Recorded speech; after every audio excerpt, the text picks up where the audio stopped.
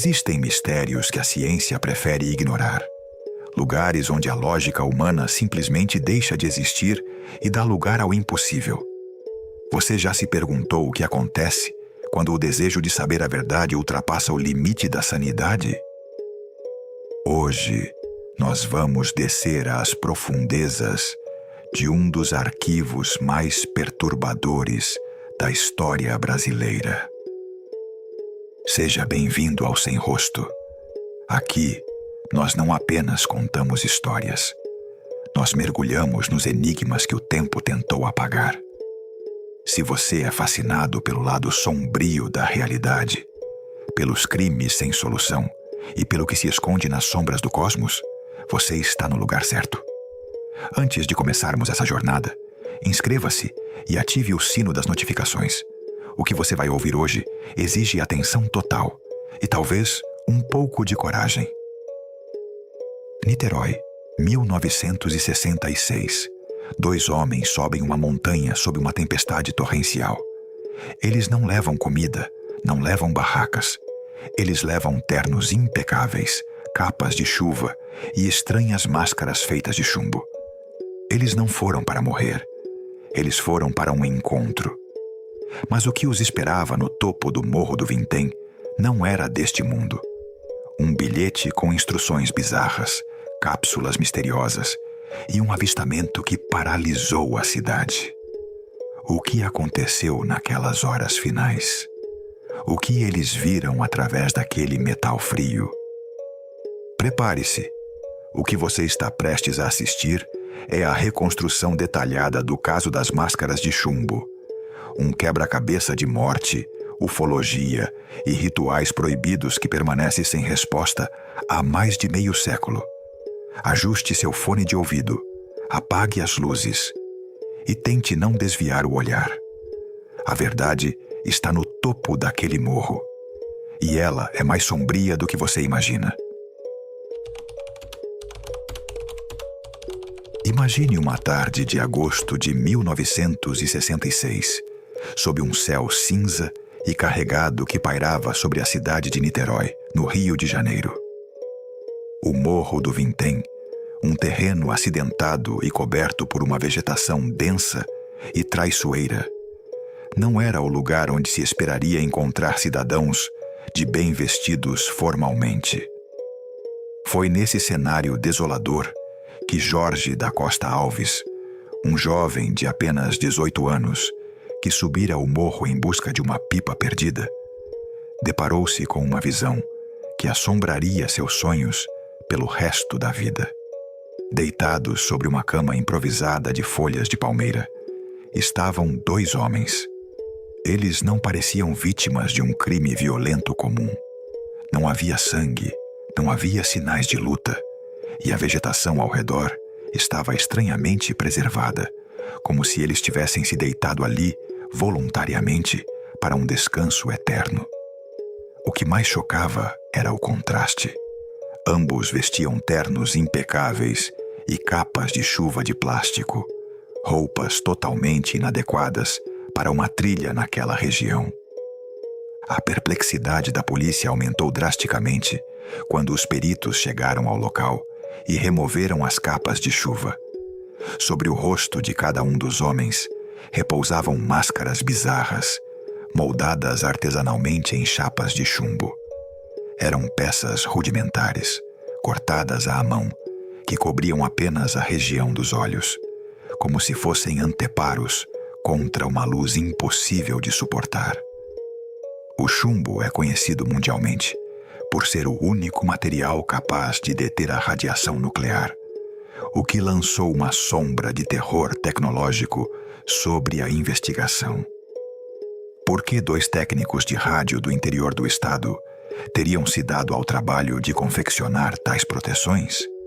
O que eles esperavam encontrar no topo daquele morro que exigisse uma barreira física contra o invisível? A cena parecia um ritual de uma religião desconhecida ou um experimento científico que deu terrivelmente errado, deixando para trás apenas o silêncio metálico do chumbo.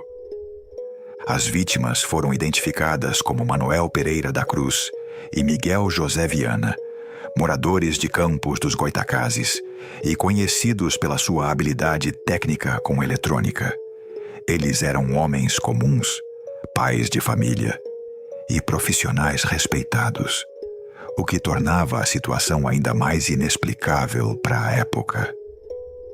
Ao revistarem os pertences que estavam próximos aos corpos, os investigadores encontraram uma garrafa de água mineral vazia e um pequeno bloco de notas que continha instruções criptografadas. Esse bilhete se tornaria a peça central do quebra-cabeça. Não era uma carta de despedida, nem uma confissão. Era um protocolo. O tom imperativo das palavras sugeria que eles estavam seguindo ordens de alguém ou de algo. A partir daquela descoberta, o caso deixou de ser uma simples investigação de óbito e se tornou o maior enigma da ufologia e do espiritualismo brasileiro, desafiando a lógica da ciência forense por décadas. Para reconstruir as últimas horas de Manuel e Miguel, precisamos voltar ao dia 17 de agosto, quando eles deixaram a cidade de Campos. Eles disseram às suas esposas que viajariam para São Paulo com o objetivo de comprar peças eletrônicas para o estoque da oficina e um automóvel usado, algo comum para o trabalho que realizavam. Eles levavam consigo uma quantia de dinheiro que, em valores atualizados, seria considerável, mas o dinheiro nunca foi o foco daquela jornada.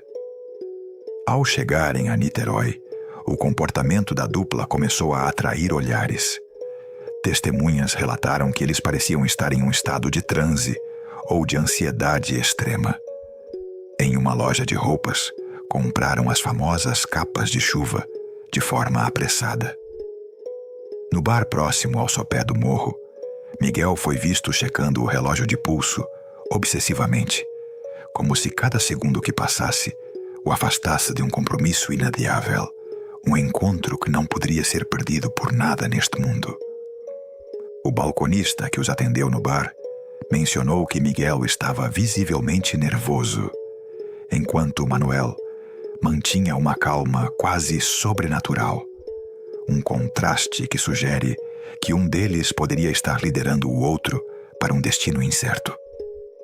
Eles compraram a garrafa de água mineral e guardaram o comprovante meticulosamente, um hábito de quem planejava prestar contas de cada centavo gasto naquela missão. O que chama a atenção dos investigadores até hoje é o fato de que eles não tinham equipamentos de acampamento, comida ou qualquer suprimento para passar a noite em um lugar ermo e perigoso como o Morro do Vintém. Eles subiram a montanha com a confiança de quem sabia que não precisaria de mais nada além das máscaras de chumbo e daquelas cápsulas misteriosas mencionadas no bilhete. Eles estavam subindo para uma transição, não para uma estadia. À medida que a noite caía e uma tempestade se aproximava da região de Niterói, Manuel e Miguel alcançavam o ponto mais alto do morro. É importante entender o contexto sociológico da década de 60. O Brasil estava imerso em uma febre de misticismo tecnológico. Grupos de radiotécnicos e entusiastas do ocultismo acreditavam fervorosamente que era possível captar sinais de civilizações extraterrestres através de frequências de rádio específicas e estados alterados de consciência. A hipótese de que eles foram atraídos por uma promessa de contato é reforçada pelo isolamento do local escolhido. O Morro do Vintém oferecia a visão limpa do horizonte e a distância necessária da interferência elétrica da cidade. No entanto, o que eles não previram é que o sinal que aguardavam poderia ser a última coisa que veriam em suas vidas, transformando uma busca pelo conhecimento proibido em um cemitério a céu aberto sob a chuva torrencial. O bilhete encontrado com os corpos é, sem dúvida, a prova mais inquietante de que Manuel e Miguel seguiam um protocolo rigoroso e possivelmente ditado por uma terceira pessoa. A frase 18h30 ingerir cápsulas levanta questões que a medicina legal da época não conseguiu responder satisfatoriamente. O que seriam essas substâncias? Naquela década, o uso de substâncias psicodélicas em rituais de expansão da consciência estava no auge, e muitos grupos acreditavam que certas drogas poderiam sintonizar o cérebro humano para receber transmissões de rádio ou visões de seres de outras dimensões. No entanto, o fato de não haver sinais de vômito ou convulsão no local sugere que as cápsulas podem ter causado uma parada cardíaca fulminante ou um desligamento sistêmico. A perícia falhou miseravelmente ao não realizar o exame toxicológico a tempo, deixando para sempre a dúvida: teriam eles sido envenenados por um mestre oculto? Ou foram vítimas de uma overdose em busca de uma iluminação espiritual que seus corpos físicos não puderam suportar? A segunda parte das instruções, após efeito proteger metais a guardar sinal máscara, introduz um elemento técnico que confunde até os engenheiros mais experientes. O que significava proteger metais? Alguns pesquisadores sugerem que eles temiam que a presença de objetos metálicos próximos ao corpo pudesse atrair descargas elétricas ou interferir em campos magnéticos gerados por naves espaciais. Outros acreditam que as máscaras de chumbo serviam para proteger a retina contra explosões de luz ultravioleta ou radiações gama que seriam emitidas durante o sinal. O chumbo é o escudo definitivo contra a radiação, e o fato de terem fabricado as máscaras manualmente em sua oficina em Campos prova que o plano foi urdido com semanas de antecedência. Eles não estavam agindo por impulso. Eles estavam executando um experimento planejado detalhadamente, onde as máscaras eram o único anteparo entre a sua visão humana e uma realidade que, supostamente, nenhum homem comum deveria contemplar sem proteção. O Morro do Vintém não foi escolhido por acaso. Naquela noite específica, o Rio de Janeiro estava sob um alerta silencioso de entusiastas da ufologia.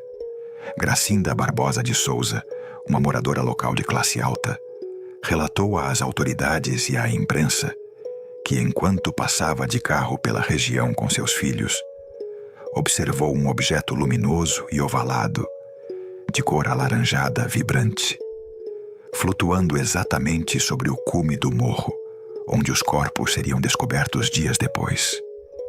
Segundo seu relato, o objeto emitia feixes de luz que pareciam vasculhar a vegetação antes de desaparecer em uma velocidade impossível para qualquer aeronave humana da década de 60. Esse depoimento deu ao caso uma dimensão interplanetária. Estariam Manuel e Miguel esperando justamente por esse objeto? O sinal mencionado no bilhete teria vindo das luzes que Gracinda avistou. A coincidência entre o horário do avistamento e o cronograma do bilhete é precisa demais para ser ignorada, sugerindo que o encontro marcado pelos radiotécnicos pode ter realmente ocorrido, mas com consequências fatais. Além do avistamento, existe a sombra de um terceiro homem que nunca foi identificado. Testemunhas em Niterói afirmaram ter visto um Jeep preto circulando pelo sopé do morro pouco antes da subida da dupla. A teoria de que eles foram guiados por um mestre ou um mentor espiritual ganha força quando analisamos a seita que eles frequentavam em Campos. Esse grupo realizava experimentos com eletrônica e ocultismo, tentando criar pontes de comunicação com o além. O dinheiro que eles carregavam, uma soma alta que desapareceu, levanta a hipótese de um crime de estelionato místico. Alguém pode ter vendido a eles a ideia de um contato com seres superiores, instruído o uso das máscaras e das cápsulas, que seriam veneno, apenas para subtrair os valores que carregavam. No entanto, se o motivo era apenas roubo, Por que encenar uma morte tão complexa e simbólica? O mistério das máscaras de chumbo reside justamente nesse equilíbrio impossível entre o crime comum e o fenômeno inexplicável. Décadas se passaram e o caso das máscaras de chumbo permanece como uma ferida aberta na criminologia brasileira. Em 1967, os corpos foram exumados para novos testes, mas o estado de decomposição impediu qualquer revelação sobre as cápsulas.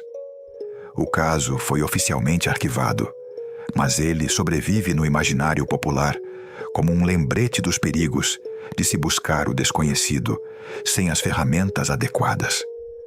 Manuel e Miguel não eram loucos. Eram técnicos, homens que lidavam com a lógica dos circuitos e das frequências, e talvez por isso tenham acreditado que poderiam codificar o sobrenatural. Suas mortes deixaram um rastro de perguntas que desafiam a ciência. Seriam as máscaras um escudo contra alienígenas? Ou apenas o delírio final de dois homens enganados por sua própria fé na tecnologia? A verdade, assim como o sinal que eles esperavam, parece ter se dissipado na neblina do Morro do Vintém. Hoje, quem visita o local ainda relata uma sensação de opressão e silêncio estranho. O mistério de Niterói nos ensina que há fronteiras que, uma vez cruzadas, não permitem o retorno. Manuel Pereira da Cruz e Miguel José Viana vestiram seus melhores ternos para o que acreditavam ser o evento mais importante de suas vidas, mas acabaram encontrando apenas o vazio. Eles se protegeram com chumbo contra a luz, mas foram consumidos pela escuridão de um enigma que a humanidade, talvez, nunca esteja pronta para decifrar. Se você chegou até aqui, o convite que fica é o mesmo que atraiu aqueles homens ao topo do morro. Até onde você iria para descobrir a verdade sobre o que existe além do nosso céu? Inscreva-se para continuar explorando os arquivos mais sombrios da nossa história. O próximo mistério pode estar mais perto do que você imagina.